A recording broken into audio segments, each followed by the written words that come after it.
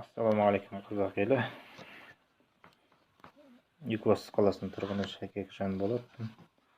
Біз Екібастұз қаласының қазақ тіл жанашырлары қоғамда қазақ тілінде қызмет көрсету және қазақ тілінде көрнекті ақпаратқа қатысты заң бұзу фактілерінің көбейіп кетуіне байланысты атап айтар болсақ, Қазақстан Республикасының Конституциясының 7-ші бабында көрсетілгендей, Қазақстан Республикасының мемлекеттік тілі қазақ тілі екенін ескере отырып және тіл туралы заңның 4-ші бабына көрсетілгендей, мемлекеттік тіл мемлекеттің бүкіл аумағында қоғамдық қатынастардың барлық саласына қамтитынын және тұтынушылардың құқықтарын қорғау туралы заңның 24-ші бабы мен тіл туралы заңның 21-ші бабына сүйене отырып, сатушының қызмет көрсетуі және көрнекті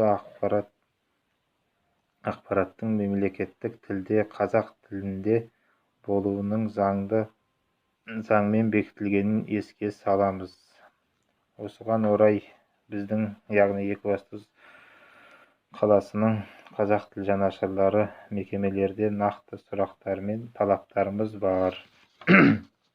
Неге Қазақстан Республикасының Павлодар облысы Екібастұз қаласында прокуратура қызметкерлері жоғарыда аталған заң баптарының орындалуын қадағаламайды?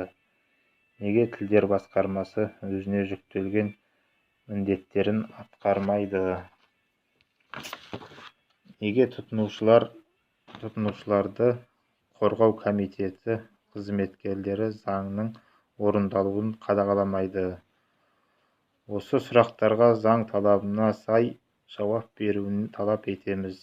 Жоғарыда қойылған сұрақтарға қатысты дәлел фактілеріміз бар.